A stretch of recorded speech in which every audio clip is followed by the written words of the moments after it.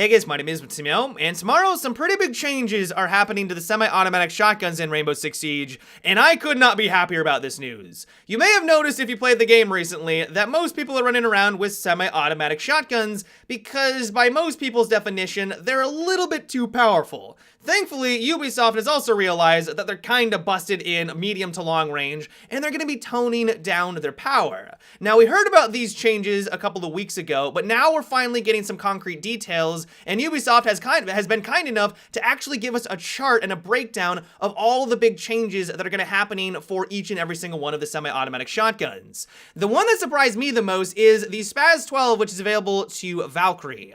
I did not realize that this thing was a destroyer of worlds. If you are 3 meters and closer right now before the nerf, it would do 50 damage per pellets. There are 8 pellets in every single time that you squeeze the trigger, meaning you only needed to get 2 to 3 of these things to land on an enemy in those close encounter situations to be able to drop them from 100% to 0 depending on their armor. If you go out 6 meters, it drops only down to 40 damage per pellet. I knew that these things were good, I just did not realize how much firepower these shotguns had in close encounter combat. The patch is going to be changing things though, and honestly the Spaz 12 is getting a swift kick to the kneecap. That 50 damage is now being dropped down to 35. The 40 damage at 6 meters is being dropped down to 30. And while I don't think that these are now all of a sudden going to be useless, the idea that I'm getting from Ubisoft and what they kind of was talking about in these patch notes is that they do not want these things to excel at as well as they did at medium range engagements. You're still going to be able to ruin the enemy up close. I mean, 35 damage per pellet, you have 8 pellets in a shotgun with a very high rounds per minute. You're still going to be able to do a number on the enemy team in those situations,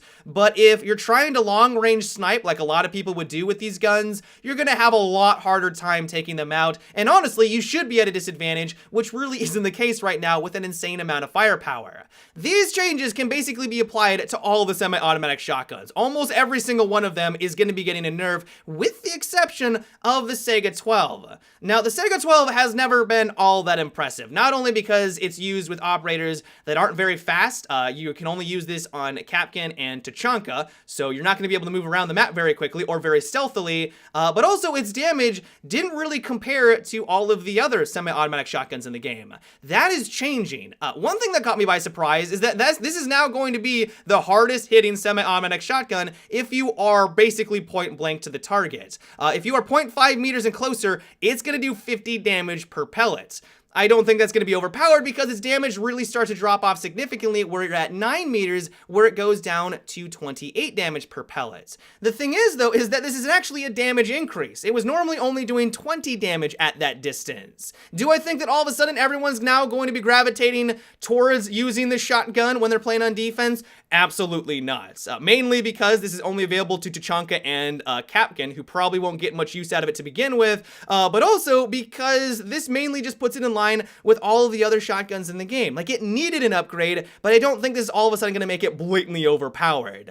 One thing I found to be really interesting about these charts, though, is that it gives us a better idea of how these weapons perform in different situations. I now know that the Spaz 12 is the best for close encounter combat. It's the hardest hitting, it's going to be the dominant for those types of situations. What I didn't know, though, is that the Super 90, and actually the Spaz 15, is now going to be the best long-range semi-automatic shotguns in the game. It just hits harder at those extreme distances. And while of course you're not going to want to use this like a sniper rifle, what it does tell me is that if I am playing on a larger map that's going to have more medium range combat, it might be more advantageous to use something like the Spaz 15 over the Spaz 12. If I'm not able to close the gap as reliably, it's going to be more advantageous to use that gun over the other, which I didn't realize was a thing because we never really had these stats in front of us. Another way that Ubisoft is nerfing the power of these shotguns at medium distance is that they're going to be increasing their bullet spread. Now, it's not a big difference. We're going from like 8% to 9%, so it's not going to be like night and day,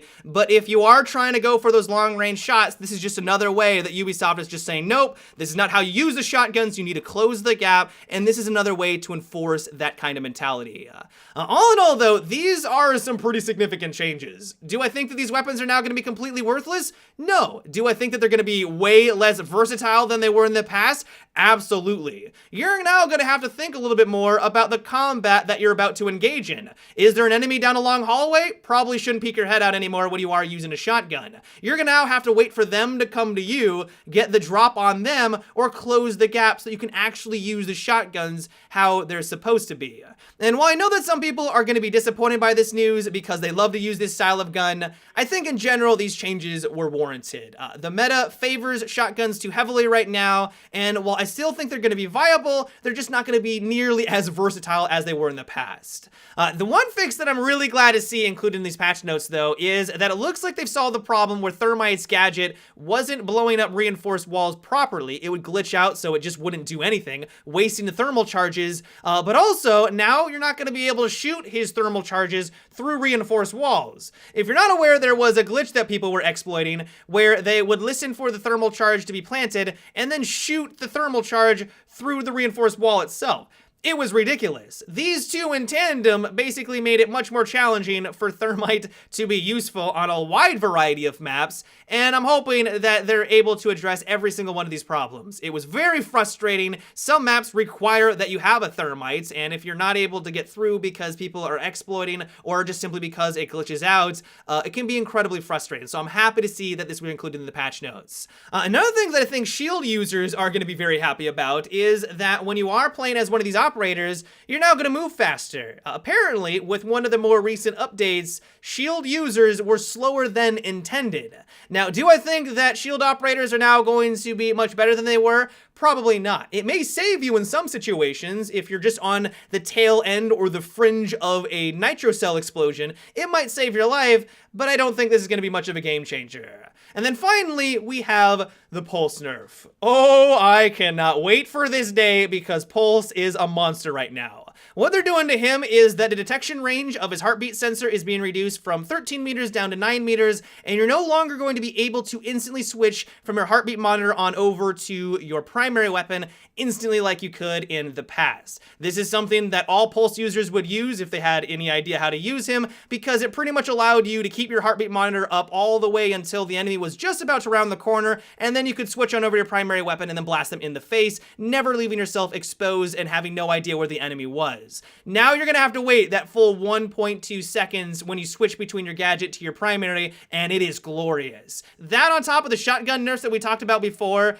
Pulse is not going to be the god that he is right now. He's still going to be good, don't get me wrong, but he's going to be more of an operator that's going to relay information to his teammates, and then hopefully you and your team can take advantage of that to be successful, but he's not going to be this one-man wrecking crew where he is just completely unstoppable. All in all, though, I am really happy with these patch notes. Of course, only time will tell to figure out if they went too far and they made the semi-automatic shotguns worthless. I don't think that's going to be the case, but in general, I think this is going to be a good thing for Rainbow Six Siege. The patch is going to go live on August 25th on all platforms, and I cannot wait. But yeah, guys, that is about it for today's video. I hope you enjoyed. Give me your thoughts on these patch notes. Do you think that they went too far with this nerf? Do you think that they didn't go far enough? Let me know down below.